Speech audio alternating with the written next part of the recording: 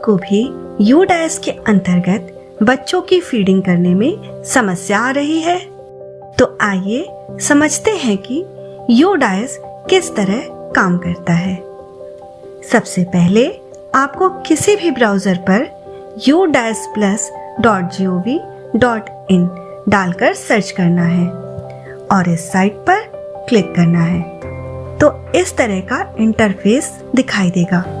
Right corner पर login for all modules पर click करते ही यह पेज खुल जाएगा, जहां पर आपको स्टूडेंट मॉड्यूल के सामने यह ऑप्शन दिखाई देगा। आपको अपना स्टेट सिलेक्ट कर लेना है। फिर आपको साइन इन करने के लिए अपने विद्यालय का यूजर आईडी, पासवर्ड और कैप्चा डालकर लॉगिन करना है। लॉगिन करते ही आपको वर्तमान और पिछला दोनों ही एकेडमिक ईयर दिखाई देने लगेंगे। आप चाहें तो पिछले एकेडमिक ईयर को क्लिक करके पिछले साल के बच्चों का पूरा रिकॉर्ड देख सकते हैं। इस पेज के राइट कॉर्नर में चूज एकेडमिक ईयर पर क्लिक करके आप फिर से पहले पेज पर आ जाते हैं, जहां पर क्लिक करते हैं तो वर्तमान साल के बच्चों की डिटेल दिखाई देने लगती है। इस पेज के लेफ्ट साइड में आपको प्रोग्रेशन एक्टिविटी का ऑप्शन दिखाई देगा, जिसे क्लिक करते ही 3 ऑप्शंस दिखाई देते हैं: progression module, import module, drop box inactive student list. तो हम अगले भाग में इन्हें डिटेल में समझेंगे। धन्यवाद।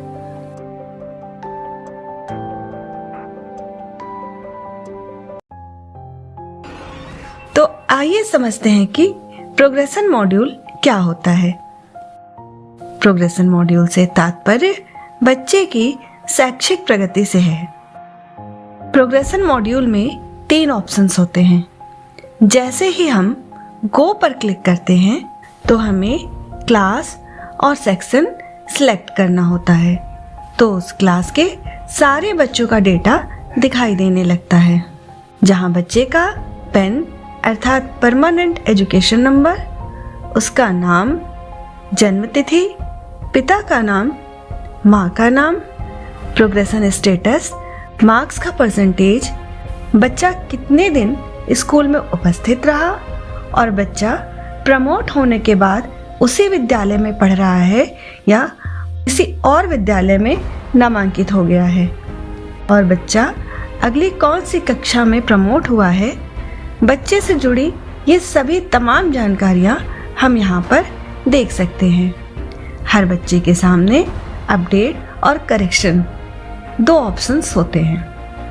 अपडेट का मतलब है कि जो भी सूचनाएं प्रदर्शित हो रही हैं वही फीड है।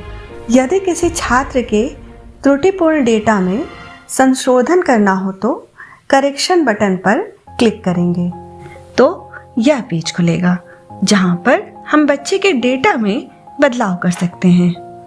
प्रोग्रेशन स्टेटस में 5 ऑप्शंस होते हैं। प्रमोटेड यानी बच्चा उत्तीर्ण होकर अगली कक्षा में चला गया है। नॉट पास्ड अर्थात अनुत्तीर्ण। प्रमोटेड विदाउट एग्जामिनेशन अर्थात बच्चा बिना परीक्षा दिए ही अगली कक्षा में चला गया है। डिसकंटिन्यूड बिफोर एग्जामिनेशन अर्थात बच्चे ने परीक्षा के बीच में ही पढ़ाई छोड़ दी है।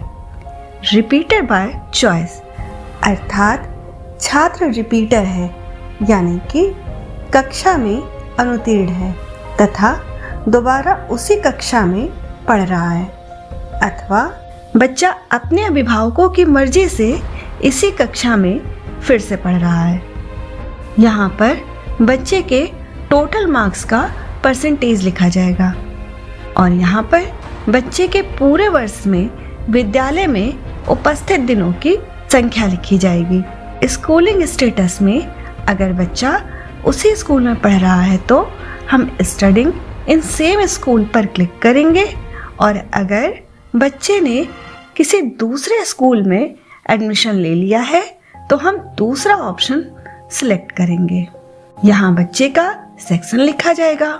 बच्चा अगली कौन सी क्लास में प्रमोट हुआ वह अपने आप ही फीड हो जाएगा। और लास्ट में अपडेट बटन पर क्लिक करते ही छात्र का संशोधित डेटा पोर्टल पर सेव हो जाएगा। राइट कॉर्नर से बैक पर क्लिक करके हम फिर से पहले पेज पर आ जाएंगे।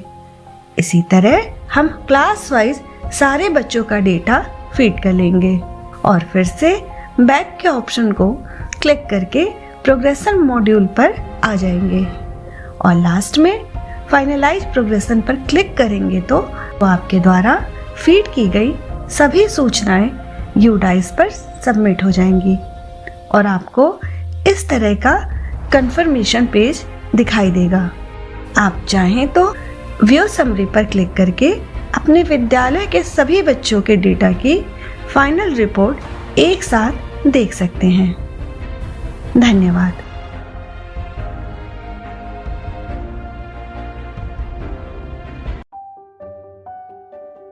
आइए अब समझते हैं कि इंपोर्ट मॉड्यूल क्या है।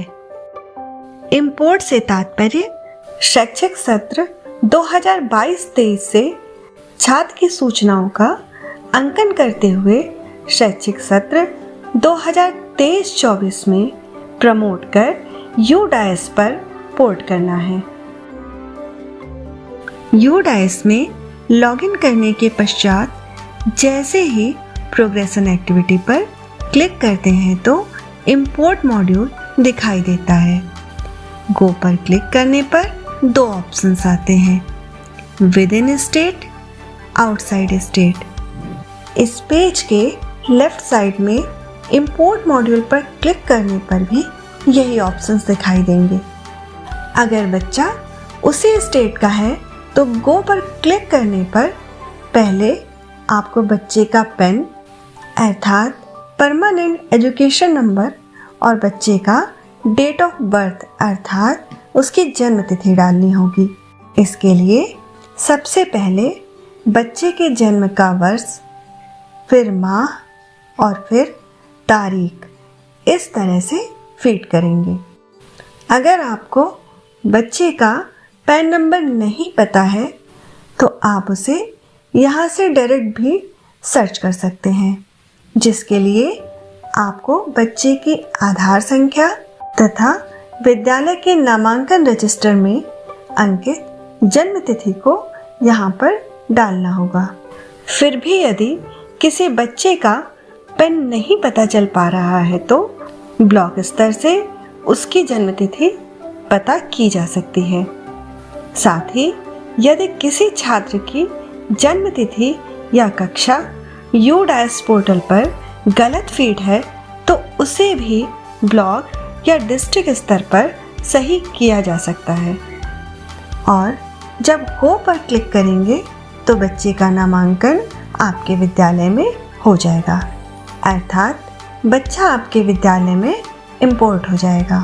फिर बैक पर क्लिक करके हम पहले पेज पर आ जाएंगे, जहां पर व्यू समरी पर क्लिक करके आप इंपोर्ट किए गए बच्चों की सूचना को भी देख सकते हैं। साथ ही यदि छात्र जवाहर नवोदय विद्यालय या केंद्रीय विद्यालय से आया है तो उसे आउटसाइड स्टेट से इंपोर्ट करेंगे, चाहे बच्चा उत्तर प्रदेश से ही क्यों ना पढ़ रहा हो। अब अगर बच्चा दूसरे स्टेट का है तो आप जैसे ही गो ऑप्शन पर क्लिक करेंगे आपको फिर से पहले जैसा ही इंटरफेस दिखाई देगा।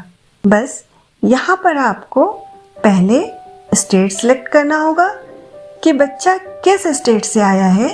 बाकी अन्य सूचनाएं पहले की तरह ही भरी जाएंगी और उसी तरह लास्ट में गो पर क्लिक करते ही बच्चा आपके विद्यालय में नामांकित हो जाएगा, अर्थात इंपोर्ट हो जाएगा।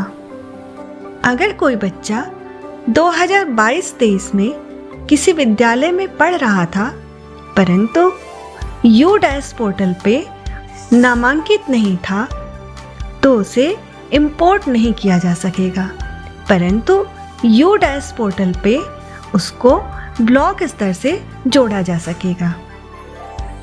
धन्यवाद।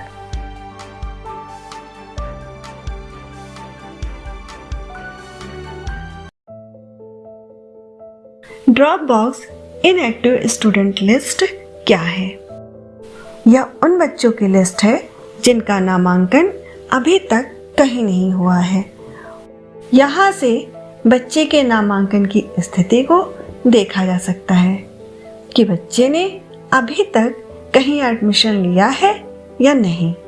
इसके लिए UDAS में लॉगिन करने के पश्चात जैसे ही प्रोग्रेशन एक्टिविटी पर क्लिक करते हैं तो drop box inactive student list को देखा जा सकता है। अब गो पर क्लिक करते ही यह पेज खुलता है। यहाँ पर आप UDAS कोड के द्वारा किसी भी विद्यालय को डायरेक्ट सर्च कर सकते हैं और अगर आप चाहें तो यहाँ से किसी भी स्टेट के विद्यालय को मैन्युअली भी सर्च कर सकते हैं। इसके लिए आपको पहले स्टेट, डिस्ट्रिक्ट, ब्लॉक, फिर विद्यालय को मैन्युअली फीड करना होगा। तो इस तरह आप उस विद्यालय के बच्चों के डेटा को देख सकते हैं। इस लिस्ट में आपके विद्यालय के वो बच्चे हैं जिन्होंने या तो आपके विद्यालय में उच्चतम कक्षा तक अपनी पढ़ाई पूरी कर ली है या अपनी पढ़ाई बीच में ही छोड़ दी है। बच्चे का पैन नंबर, नाम, उसके पिता का नाम, माँ का नाम, उसकी पिछली कक्षा तथा एलिजिबल क्लास अर्थात बच्चा अगली कौन सी कक्षा में नामांकित होगा, आधार संख्या आप यहाँ पर देख सकते हैं। बच्चों के नाम के आगे इंपोर्ट पर क्लिक करेंगे तो फिर से बच्चे के नामांकन अर्थात इंपोर्ट का पेज ओपन हो जाएगा और जैसे जैसे बच्चे का नामांकन होता जाएगा और बच्चा UDAS के अंतर्गत इंपोर्ट होता जाएगा, इस लिस्ट से बच्चे का नाम हटता जाएगा। बच्चे ने आपके विद्यालय से निकलकर किसी और विद्यालय में एडमिशन लिया है या नहीं, इसका डेटा भी आप देख सकते हैं। इसके लिए जब आप प्रोग्रेशन मॉड्यूल में व्यू समरी पर क्लिक करेंगे तो आप देखेंगे कि स्कूलिंग स्टेटस के अंतर्गत जिन बच्चों के सामने लेफ्ट स्कूल विद TC और विदाउट TC अंकित है, ये वो बच्चे हैं जिन्होंने TC लेकर या बिना TC लिए विद्यालय छोड़ दिया है। और स्कूल कॉन्टैक्ट डिटेल्स पर क्लिक करके आप यह देख सकते हैं कि बच्चे ने इस विद्यालय से पढ़ाई छोड़ने के बाद किसी और विद्यालय में एडमिशन लिया है या नहीं। जैसे कि हिमांशु नाम के बच्चे की डिटेल अगर आप देखें तो अभी भी इसके UDAS कोड और स्कूल के नाम के आगे ड्रॉप बॉक्स लिखा है। इसका मतलब है कि इस बच्चे का नामांकन अभी तक कहीं नहीं हुआ है और आप इसे ड्रॉप बॉक्स में भी देख सकते हैं।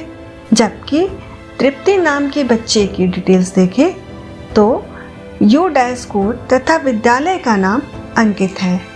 इसका मतलब है कि इस बच्चे का नामांकन इस विद्यालय में हो चुका है और अब इस बच्चे का नाम ड्रॉप बॉक्स लिस्ट में नहीं दिखाई देगा।